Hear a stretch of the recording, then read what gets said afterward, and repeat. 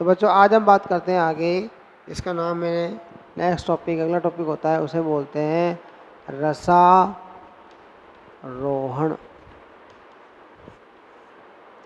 नाम से होता है, संदेशित कर दीजिए, रस का आरोहण मतलब रसा आरोहण। रस मतलब सैप, आरोहण क्या होता है, चढ़ना। तो रस का चढ़ना, ऊपर को चढ़ना कहलाता है रसारोहण कहलाता है। ठीक है, तो ये रस क्या होता है, पहले रस की बात करें। रस होता है जाइलम में उपस्थित वाटर, जाइलम सैप मतलब जाइलम जो होता है उसमें जल होता है, उसमें जल के साथ साथ कुछ अकार्बनिक तत्व पाए जाते हैं, मिनरल्स पाए जाते हैं, लवण जो पाए जाते हैं। तो वो जो लवणयुक्त जल होता है, जाइलम में उपस्थित लवणयुक्त जल जो होता है, अकार्बनिक पदार्थ जो जल होता है उसे बोलते हैं सैप। क्या बोलते हैं, सैप। तो ये हो गया बच्चों रस। तो पहले हमें बताना चाहिए रस क्या होता है। तो अकार्बनिक पदार्थ, ठीक है, क्या होते हैं, अकार्बनिक पदार्थ डिजोल्व कहाँ होते हैं, इन जाइलम वाटर, जाइलम जल में घुले हुए।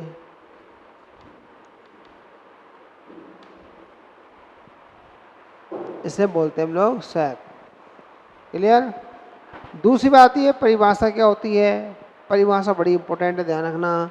इस पूरी परिभाषा में 3 शब्द होते हैं, पहला एक, दूसरा 2 और तीसरा ये कंडीशन। ठीक है, मैं एक्सप्लेन कर देता हूँ यहाँ पे वो सिंपल वे में। जल का जड़ों से गुरुत्वाकर्षण के विपरीत पौधे के वायव्य भागों में गमन। जड़ का गुरुत्वाकर्षण के विपरीत जड़ से पौधे के वायव्य भागों में जो गमन होता है उसे हम बोलते हैं क्या, रसारोहण। जड़ें जो होती हैं मृदा से जल को ग्रहण कर लेती हैं, और वो जल जो कहाँ आता है, जाइलम में आता है। आता है जाइलम में। किसके जाइलम में, जड़ के जाइलम में। और जड़ के जाइलम से यह ऊपर की ओर मूवमेंट करता है।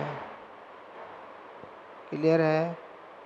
तो मैंने कहा अपवर्ड डायरेक्शन, ऊपर की ओर गमन।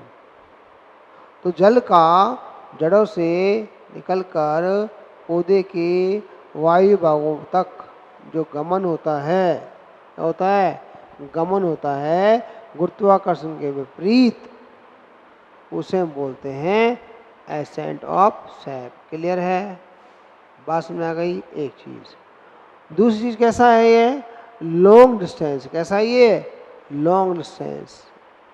शॉर्ट डिस्टेंस में 3 थे हमारे पास, डिफ्यूजन, ऑस्मोसिस और इम्बाइबेशन। ये किस में आता है, लॉन्ग ट्रांसपोर्ट आता है, लॉन्ग ट्रांसपोर्ट आता है, लॉन्ग डिस्टेंस ट्रांसपोर्ट में आता है। क्यों आता है, क्योंकि इसमें मूवमेंट होता है वाटर का, वो एक पार्ट से लेकर दूसरे पार्ट में, प्लांट के 1 पार्ट से 2nd पार्ट के अंदर होता है। इसलिए यहाँ पर ये जो होता है क्या होता है, लॉन्ग डिस्टेंस ट्रांसपोर्ट होता है। पास में आ गई। अब हम बात करते हैं एसेंट ऑफ सैप में मैकेज्म। मैकेज्म क्या है, रासायनिक क्रियाविधि क्या है। तो रासायनिक क्रियाविधि बच्चों 2 भागों में बांटी गई है। क्लियर कट बता देता हूँ आपको। एक आता है जैविक बल सिद्धांत और दूसरा होता है अजैविक बल सिद्धांत। तो यहाँ पर जो मैकेज्म है, क्रियाविधि है, उसको 2 भागों में बांटा गया है। पहला वाइटल फोर्स थ्योरी, इसे हम बोलते हैं बच्चों, क्या बोलेंगे, जैविक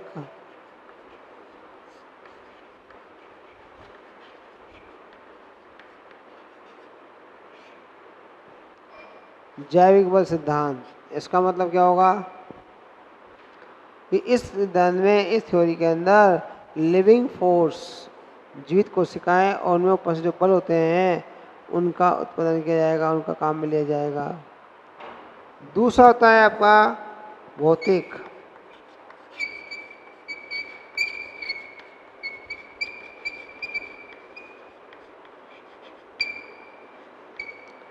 भौतिक बल सिद्धांत क्या होता है? भौतिक बल सिद्धांत। भौतिक बल सिद्धांत में क्या होता है बच्चों? फिजिकल फोर्स काम आते हैं, लिविंग फोर्स काम में नहीं आते। ठीक है, सहसंजन आसंजन बल है वो काम आते हैं, लिविंग फोर्स होते हैं वो काम में नहीं आते हैं। क्लियर है?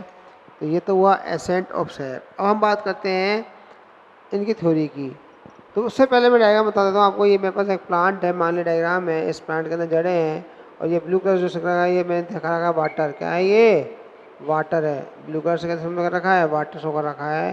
तो ये जो वाटर है ये मूवमेंट कर रहा है नीचे से ऊपर की ओर। और ग्रेविटी कहाँ होती है? ऊपर से नीचे की ओर। तो गुरुत्वाकर्षण विपरीत जा रहा है ना? कहाँ जा रहा है? गुरुत्वाकर्षण के विपरीत गमन कर रहा है, ऊपर क्यों कर रहा है, इसलिए हम बोलते हैं इसको एसेंट ऑफ सैप। ठीक है, अब हम बात करते हैं इसके अंदर जो थ्योरी दी गई थी, फर्स्ट और सेकंड थ्योरी। पहली थ्योरी की बात करते हैं हम लोग, जैविक बल सिद्धांत या वाइटल फोर्स थ्योरी, इसे बोलते हैं हिंदी में जैविक बल सिद्धांत।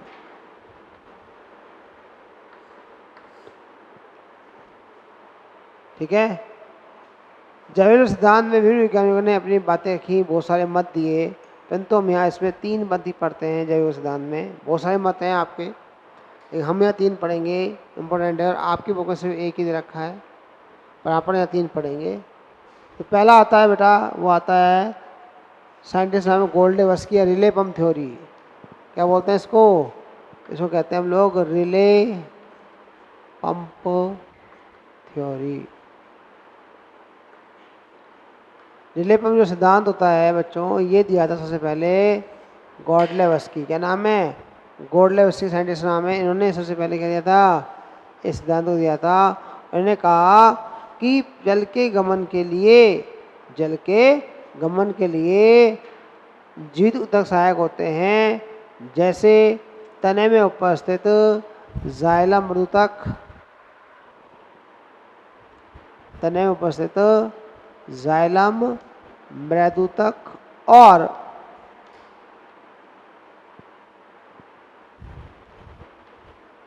मज्जा किरणें। ये कोशिकाएं क्या करती हैं? जल को गमन करने में सहायक होती हैं। और क्यों करती हैं? इनमें क्या होता है? रिदमिक चेंज होते हैं, लयबद्ध परिवर्तन पाए जाते हैं। किसमें? ऑस्मोटिक प्रेशर के अंदर।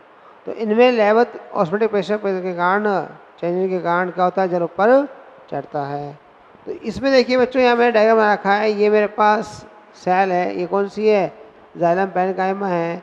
इसमें देखिए, ये जब वाटर आता है इस वाहिका में, तो ये पहले एंटर करता है इस सेल में।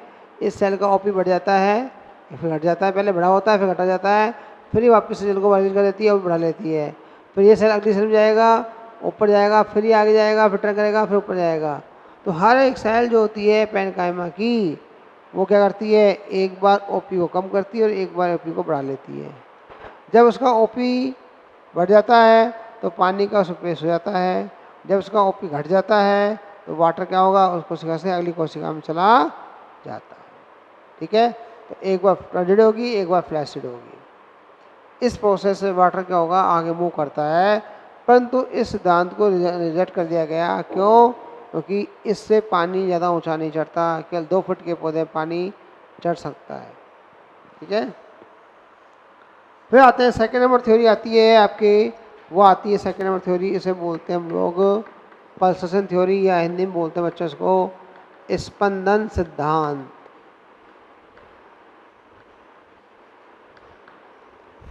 स्पंदन सिद्धांत ये प्रस्तुत किया था बच्चों, किसने? जेसी बोस ने। किसने किया था? जेसी बोस ने। और जेसी बोस कौन है? Father of the Indian plant physiology. पढ़ा था? याद आया कुछ? भारतीय पादप जनक के, पादप कार्यकी के जनक होते हैं। दूसरी बात, हमारे पास जो यहाँ पर जेसी बोस थे, ये फर्स्ट साइंटिस्ट थे अर्थ पर। जेसी बोस पहले साइंटिस्ट थे, वैज्ञानिक थे, जिन्होंने फर्स्ट साइंटिस्ट थे जिन्होंने क्या किया था? इन्होंने सर्वप्रथम यह बताया था कि पादपों में भी धड़कन पाई जाती है। जिस प्रकार जंतुओं में धड़कन पाई जाती है, हार्ट बीट पाई जाती है, वैसे ही पादपों में धड़कन पाई जाती है। और इस बात को बताने के बाद उन्होंने अपनी बात को प्रयोगात्मक रूप से सिद्ध भी किया, प्रयोगात्मक रूप से सिद्ध किया। ठीक है ना। जनरली अपन क्या बोलते हैं, अपने घर में दादी नानी क्या बोलती है कि पेड़ रात को सो गए, नहीं छोड़ना चाहिए, पेड़ को नहीं मारना चाहिए। ठीक है ना। पेड़ भी जीव होते हैं, पेड़ों में सांस होती है, कहते हैं ना। तो बात सही है। साइंटिस्ट ने इस बात को प्रूव कर दिया है कि पेड़ श्वसन भी करते हैं, पेड़ रिप्रोडक्शन भी करते हैं, पेड़ रेस्पिरेशन भी जो होता है आपका ट्रांसमिशन भी करते हैं। ये बात सही सिद्ध हो गई है। और जैसी पोषण ने यहाँ तक कह दिया कि पौधे में धड़कन भी होती है, इनमें पल्स चलती है। और पल्स चलने का मतलब क्या हुआ, एक बार फैलना एक बार सिकुड़ना। जैसे हार्ट एक बार फैलता है एक बार सिकुड़ता है, वैसे ही यहाँ पर भी जो कोशिकाएं हैं, कॉर्टिकल सेल होती है, वो एक बार फैलती है एक बार सिकुड़ती है, एक बार फैलती है एक बार सिकुड़ती है। और इस फैलने सिकुड़ने के लयबद्ध परिवर्तन के कारण जल ऊपर चढ़ता है। आई बात समझ में। तो इन्होंने क्या कहा कि inner most layer of the cortex, cortex की सबसे आंतरिक परत कौन सी होती है, एंडोडर्मिस। तो inner most layer of the cortex, परंतु एंडोडर्मिस से पहले वाली। कॉर्टेक्स की इनर मोस्ट लेयर है, तो एंडोडर्मिस से पहले वो जो परत होती है वो क्या करती है, इस क्रिया की तदाई होती है। दिस सेल द पल्सेट, स्पंदन करती है, पल्सेट स्पंदन करती है। ठीक है। तो ये आएगी आपके यहाँ पर, इसको कैसे लिखेंगे कि कॉर्टेक्स, ये बलकुट की इनर मोस्ट लेयर, कॉर्टेक्स की आंतरिक परत भाग लेती है। ये जो इसकी कोशिकाएं, इस परत की जो कोशिका होती हैं वो स्पंदन पसंद करती है, स्पंदन धड़कन प्रदर्शित करती है, लाइक हार्ट, हृदय की तरह, एंड पुश वाटर, और पानी को धकेलती है। ही वेरीफाइड द एक्सपेरिमेंट, अपने एक्सपेरिमेंट को उन्होंने प्रूव किया था, वेरीफाई किया था। किसके द्वारा, इलेक्ट्रिक प्रोब एक्सपेरिमेंट के द्वारा। किसे किया था, इलेक्ट्रिक प्रोब एक्सपेरिमेंट के द्वारा इन्होंने प्रूव किया था, दुनिया के सामने रखा। और इन्होंने जिस पादप पे काम किया उस पादप का नाम था बच्चों डेस्मोडियम गायरेंस। यह दाल कुल का पौधा है, दाल कुल में लेग्यूमेसी का पौधा है। और इस पौधे में, ये जो पौधा है इसमें क्या है, पेपिलियोसी। दाल कुल में कौन सी फैमिली, पेपिलियोसी, इससे मटर आती है, उसी सदस्य है, पी फैमिली के सदस्य है। इन्होंने अपने अध्ययन इस पौधे पे किए और इस पौधे द्वारा अपने प्रयोगों को साइंटिफिकली प्रूव किया। उसके कारण ये सर जेसी बोस कहलाए, सर उपाधि की प्राप्ति हुई इन्हें। ठीक है। तो इनका जो एक्सपेरिमेंट था बच्चों वो ये था, देखो ये रहा। आप इस एक्सपेरिमेंट पे आइए, इस एक्सपेरिमेंट पे देखो ये पौधा लगा हुआ है गमले के अंदर, ये है डेस्मोडियम गायरेंस का पौधा, इसकी पत्तियां हैं। और ये जो दिख रहा है आपको बंदूक जैसा, ये है आपका क्या, इलेक्ट्रिक प्रोब है। इस इलेक्ट्रिक प्रोब में एक लगी है निडल, नोड कर सकते हैं निडल, ये देखिए इलेक्ट्रिक निडल है। ये जो निडल होती है, सुई कहते हैं इसको, ये सुई लगी हुई है। इस सुई को इतना किया जाता है कि ये एंडोडर्मिस से जस्ट पहले वाली परत में जाके रुक जाए सेल पे, और इसको बैटरी जोड़ दिए, बैटरी है, ये गैल्वेनोमीटर, क्या है ये, गैल्वेनोमीटर। ठीक है। तो अब क्या होता है, ये गैल्वेनोमीटर जो होता है, सुई इसकी ऐसे आती है स्ट्रेट। ठीक है। तो अब क्या होगा, जैसे जैसे पानी आया क्या हुआ, इसकी सुई क्या हो गई, अपनी जगह बढ़ गई। तो ये मान लीजिए स्टेट है, ये सुई ऐसे, ये मान लीजिए मेरे पास ये चौक है, सुई है, ये इस प्रकार होती है स्टेट। इसका मतलब क्या है, सेल स्टेबल है। परंतु जैसे ही इसमें वाटर आया, टर्न रिमूव हो गई। फिर कुछ बाद, कुछ सेकंड बाद वापस अपनी कंडीशन में आ गई। फिर कुछ सेकंड बाद फिर वापस टर्न हो गई। फिर कुछ सेकंड बाद वापस अपनी कंडीशन में आ गई। तो क्या हो रहा है, ये कंडीशन चल रही है, मूव कर रही है, फिर कंडीशन, फिर मूव कर रही है कंडीशन। इसका मतलब क्या हुआ, एक बार सेल फैल रही है, एक बार सेल सिकुड़ रही है। तो इसका मतलब ये सेल जो होती हैं फैलती और सिकुड़ती हैं, जैसे कारण जल ऊपर की ओर चढ़ता है। क्लियर है। ये बात बताई थी किसने, बोस ने। इसको मैं ऐसे समझाऊं अपने एक सिंपल तरीके से, अगर मैं, मेरे पास घर में अपनी नली होती है, पानी की होती है नलियाँ, प्लास्टिक के पाइप होते हैं। तो ये जो नली होती है, जो सॉफ्ट प्लास्टिक होती है, मैं उसकी बात करूँ तो उसमें अगर पानी भरा है तो मैंने क्या किया, उसको नीचे से दबा दिया, पानी कहाँ गया, ऊपर आ गया। फिर आपने दबा दिया उसको, फिर पानी कहाँ जाएगा, इन दो हाथों से ऊपर जाएगा। फिर आपने इसको दबा दिया, पानी ऊपर गया, फिर दबा दिया तो पानी ऊपर चढ़ रहा ही चढ़ रहा है। क्यों, हम लोग नीचे से प्रेस करते जा रहे हैं उसको, मूवमेंट क्या हो रहा है, पानी का ऊपर हो रहा है। ठीक है, तो सेम थिंग यहाँ पे देखो, मान लीजिए मेरे पास एक सेल है, इस सेल में वाटर आया, ये सेल इस कंडीशन में थी, ये फूल गई, फूलने के बाद वापस क्या हो गई, ये प्रेस हो गई, तो इसका जो वाटर था कहाँ चला गया, वापस से आगे की ओर मूव कर गया, वन वे डायरेक्शन होता है।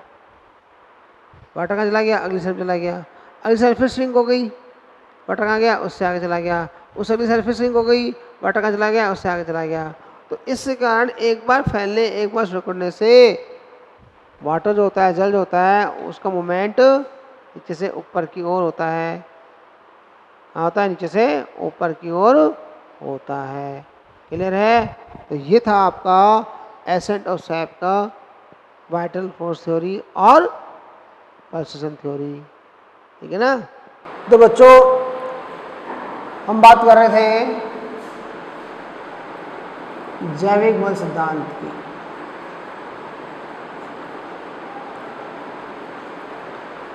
रसारोहण की जो प्रक्रिया होती है उसके अंतर्गत हम पढ़ रहे थे कि रसारोहण जो होता है तथा जड़ों से पानी का पौधे के वायु तक पहुँचने की जो प्रक्रिया होती है उसमें दो प्रकार के सिद्धांत उसी क्रिया दिए समझाते हैं। एक होता है आपका जैविक बल सिद्धांत और दूसरा था भौतिक बल सिद्धांत। जैविक बल सिद्धांत के अंदर सजीव कोशिकाएं भाग लेती हैं और इन कोशिकाओं में क्या होता है, इन कोशिकाओं में लिविंग फोर्स, जैविक बल जो होते हैं वो भाग लेते हैं। ठीक है। अब जो उसमें इस सपोर्ट में जो बहुत सारी थ्योरी थी वाटर फोर्स थ्योरी के अंदर, उसमें हम लोग दो थ्योरी पढ़ चुके हैं। उसमें था पहला हमारे पास कौन था, रिले पंप थ्योरी। कौन सी थी, रिले पंप थ्योरी। और दूसरी थी हमारे पास कौन सी बच्चों, पल्सेशन थ्योरी, स्पंदन सिद्धांत। तो पहले हम बात करें रिले पंप थ्योरी, वो दी थी गोल्डलेवस्की ने दी थी, गोल्डलेवस्की। और दूसरी थ्योरी थी पल्सेशन सिद्धांत, वो दी थी जेसी बोस ने। ठीक है। डेस्मोडियम गायंस बाद पे दी थी, पेपरेसी फैमिली है। डेस्मोडियम गायंस जो पौधा होता है उसे इंडियन पाइप ट्री कहा जाता है। तो अब हम बात करते हैं आगे तीसरे नंबर पे, उसी थ्योरी के अंदर आगे चलते हैं। ये है आपका रूट प्रेशर थ्योरी, या इसे बोलते हैं हम लोग मूल दाब सिद्धांत। क्या बोलते हैं, मूल दाब सिद्धांत। इसे मैं पहले पढ़ा चुका हूँ आपको स्पेशल पॉइंट के अंदर, जो हमने 4 चीज़ पढ़ी थी। स्पेशल पॉइंट में हमने 4 बातें पढ़ी थी, याद करो 4 पॉइंट पढ़े थे। कौन कौन से, मूल दाब, गट्टेशन बिंदु स्राव, मिल्टिंग मलानी और ब्लीडिंग रस स्रवण। तो उसमें हम पढ़ चुके हैं। फिर मैं रिपीट कर देता हूँ यहाँ पर। शब्द किसे दिया था, स्टीफन हेल से दिया था। थ्योरी किसे दी थी, ये प्रिस्ले ने। प्रिस्ले कौन है, जिन्होंने ऑक्सीजन की खोज की थी, उन्होंने भी उसने कहा था। यह मूल दाब कैसा होता है, एक धनात्मक बल है। कैसा है, धनात्मक बल है, पॉजिटिव फोर्स है। इस सिद्धांत के अनुसार जो मूल दाब होता है वो रसारोहण के उत्तरदायी होता है। मूल दाब रसारोहण के उत्तरदायी होता है। ठीक है। मूल दाब जो उत्पन्न होता है वो क्या होता है, स्फीत कॉर्टिकल सेल, स्फीत वल्कुट कोशिकाओं द्वारा होता है। किससे होता है, स्फीत वल्कुट कोशिकाओं द्वारा उत्पन्न होता है। और यह दाब कहाँ पड़ता है, अब कहाँ पड़ेगा रूट प्रेशर, बताइए, जाइलम में। कहाँ पड़ेगा, रूट जाइलम में। और रूट जाइलम से क्या होगा, पानी का चढ़ेगा प्रेशर से ऊपर की ओर, इसमें स्टेम में चढ़ेगा, स्टेम में। तो रूट प्रेशर करता है, पानी को धकेलता है, धक्का मारता है। रूट प्रेशर कर रहा है, पानी को धक्का मार रहा है। यहाँ 2 शब्द पढ़ेंगे हम लोग, एक खींचना और धक्का मारना। खींचना, हम प्रेशर लगा रहे हैं, खींच रहे अपनी ओर, तो हुआ खींचना। हम धक्का मार रहे हैं, क्या हुआ, पुश करना। तो यहाँ पर जो हम बात कर रहे हैं, पुल और पुश की बात कर रहे हैं। यहाँ पुश है, रूट प्रेशर करता है, पुश करता है पानी को। क्यों, प्रेशर डेवलप हो गया, वो धक्का देगा कि ऊपर चढ़ाओ पानी को। ये मानो चीन में वाटर है, यहाँ से धक्का देगा ऊपर, क्योंकि ऊपर को चढ़ो। तो ये कर रहा है, पुश कर रहा है, कर रहा है, पुश कर रहा है। तो ये पुश करता है जाइलम में, दूसरा इसका मान लो 2 ATM होता है और रूट प्रेशर उत्पन्न कब होता है? सब ट्रांसमिशन रेट कम होती है, वाष्पीकरण दर कम होती है और सुंदर अधिक होती है, तो क्या होता है? मूल दाब उत्पन्न होता है। ठीक है, और मूल दाब मिडनाइट होता है, रात्रि के समय होता है सामान्यतः। ठीक है, कुछ पादपों में मूल दाब नहीं पाया जाता, जैसे कॉनिफर्स के पौधे होते हैं उनमें नहीं पाया जाता है, वुडी प्लांट्स में नहीं पाया जाता है, उनमें मूल दाब अनुपस्थित होता है। मूल दाब जो होता है उसका जो हम करते हैं मापन करते हैं, किससे करते हैं? मैनोमीटर से करते हैं। क्या करते हैं? मैनोमीटर से। हम पढ़ चुके पहले। तो ये तो था हमारे पास मूल दाब सिद्धांत। अब चूंकि इसमें हमने पढ़ा है कि 2 ATM दाब में होता है, 2 ATM मतलब लगभग 2 मीटर ऊंचे पौधे में जा सकता है पानी, और 2 मीटर का मतलब होता है बच्चों कितना? मतलब 2 मीटर का मतलब होता है कितना? लगभग 6 से 7 फीट पौधे में ऊंचा पानी चढ़ सकता है। तो फिर 300 फीट ऊंचे पौधे में पानी कैसे चढ़ेगा? हम लोग पढ़ते हैं सिकोया जाइजेंटिया, सिकोया सिम्पीवेरेंस हमने पढ़ा है, रेडवुड ट्री पढ़े हमने। ठीक है, जिनकी यूकलिप्टस है, ऐसे पौधे जिनकी लंबाई बहुत अधिक होती है, तो उन पौधों में 200-300 ऊंचे पौधे फुट होते हैं, 400 फीट ऊंचे पौधे होते हैं, उनमें जल कैसे चढ़ता है? ये सिद्धांत उनकी पुष्टि नहीं करता, इसलिए सिद्धांत अमान्य है। ठीक है, इसके बाद दूसरा सिद्धांत आया आपका फिजिकल फोर्स थ्योरी, जिसे हम बोलते हैं बच्चों भौतिक बल सिद्धांत। क्या बोलते हैं? भौतिक बल सिद्धांत।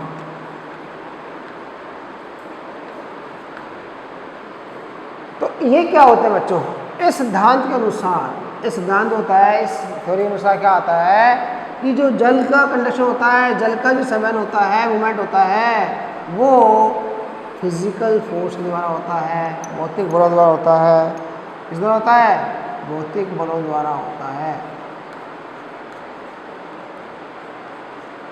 ये क्या कहते हैं कि जो जल का संवहन होता है बच्चों, क्या होता है? जल का संवहन होता है वो भौतिक बलों द्वारा होता है, और इसका होता है मृत कोशिकाओं द्वारा होता है। जीवित कोशिकाएं भाग नहीं लेती, मृत कोशिकाओं द्वारा होता है। तो मृत कोशिकाओं से होती है जाइलम में 3 प्रकार की होती हैं, वाहिका, वाहिनिका और जाइलम तंतु। ये थ्योरी कहती है कि इसमें जीवित कोशिकाएं भाग नहीं लेती, इसमें तो क्या होता है? मृत कोशिकाओं द्वारा जल का परिवहन होता है। तो मृत कोशिकाओं द्वारा होगा तो क्या होगा? लिविंग फोर्स, जीवित बल कहीं काम नहीं आएंगे, केवल फिजिकल भौतिक बल ही काम में आएंगे, जैविक बल काम में नहीं आएंगे। इसलिए इसका नाम दे दिया भौतिक बल सिद्धांत। इस सिद्धांत को समझाने के लिए विभिन्न वैज्ञानिकों ने अपने अपने मत दिए सपोर्ट करने के लिए। तो इस सिद्धांत को सपोर्ट करने के लिए विभिन्न वैज्ञानिकों ने मत दिए, लेकिन इसमें 2 मत बड़े इंपॉर्टेंट जो हमें पढ़ेंगे यहाँ पे। ठीक है, they are the various theories, वो सारे दिए दी सपोर्ट दिस कॉन्सेप्ट, इस कॉन्सेप्ट को समझा रही है। तो इसको सपोर्ट करने के लिए, इस सिद्धांत को सपोर्ट करने के लिए विभिन्न प्रकार के मत दिए गए हैं। इन मतों में से हम पढ़ रहे हैं कुछ मत। पहला मत आता है बच्चों, इसमें आता है कैपिलरी फोर्स थ्योरी, इसे हम पढ़ चुके, केशिका बल सिद्धांत, केशिका बल सिद्धांत। अब बताइए क्या होता है? यह सिद्धांत बोहेम, वैज्ञानिक कौन थे? बोहेम द्वारा दिया गया, और इस सिद्धांत के अनुसार xylem vessels act as a capillary. क्या होता है? वाहिकाएं जो होती हैं, जाइलम वाहिकाएं, जाइलम वाहिकाएं जो होती हैं वो केशिका के समान कार्य करती हैं।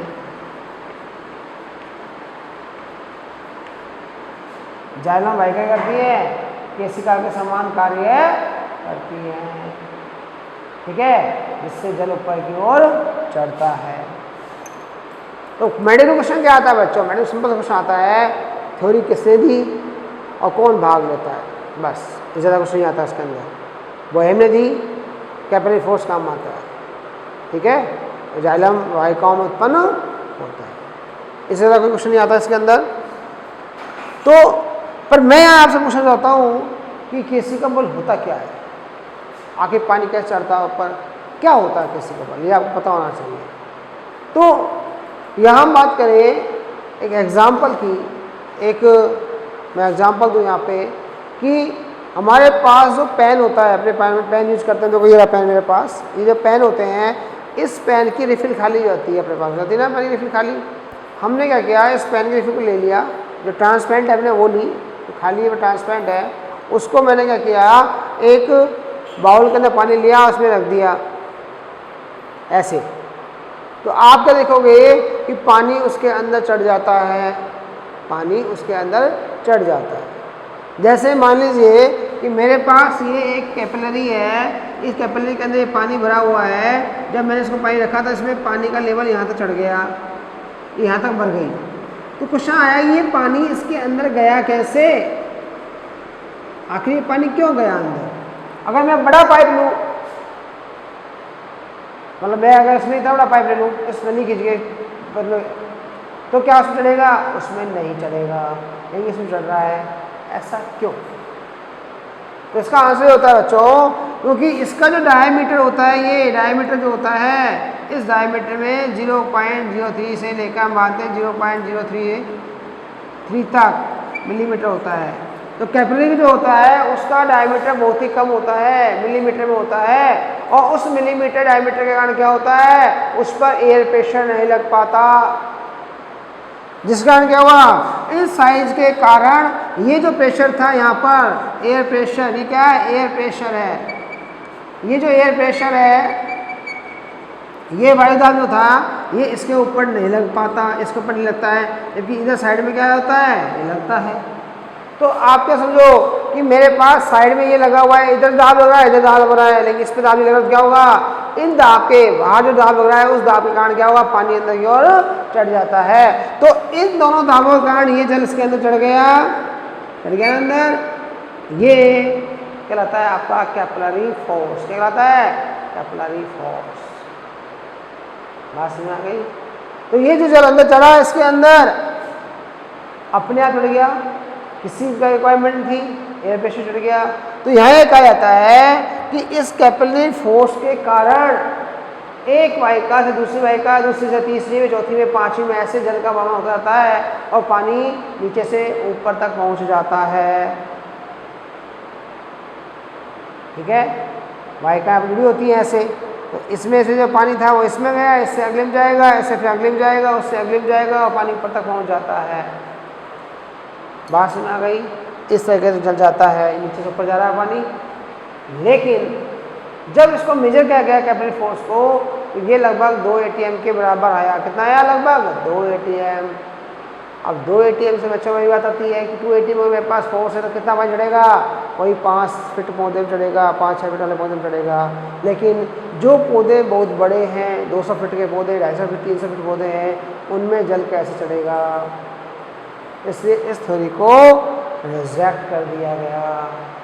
क्लियर है, ये थ्योरी रिजेक्ट हो गई। ठीक है, इसके बाद आती है हमारे पास सेकंड नंबर पर आती है इम्बाइबेशन फोर्स थ्योरी, अधिशोषण। क्या था इसमें, हमने पढ़ा था अधिशोषण। अधिशोषण थोड़ी देर पड़ेगा इसमें। इस सिद्धांत को दिया था अंगलर ने, अंगलर साइंटिस्ट ने, उन्होंने दिया था, और इसको सपोर्ट किया था शैक ने, शैक साइंटिस्ट ने सपोर्ट किया था उन्होंने इस बात को। इसके अनुसार भी होता है कि जो वाहिकाएं डेड टिश्यू होते हैं वो पानी को अधिशोषित करते हैं, और अधिशोषित करने से उनमें क्या होता है, प्रेशर उत्पन्न होता है। कौन सा प्रेशर, अधिशोषण प्रेशर होता है, IP होता है, और उस प्रेशर के कारण पानी ऊपर की ओर चढ़ता है। परंतु यहाँ पे भी वही बात थी, जब इसको मेजर किया गया तो इसका वैल्यू जो थी 2 ATM निकलती है लगभग। तो इसके कारण क्या हुआ, पानी छोटे पौधों में चढ़ सकता है परंतु बड़े पौधों में पानी नहीं चढ़ सकता। इसलिए इस थ्योरी को भी अमान्य कर दिया गया। ठीक है।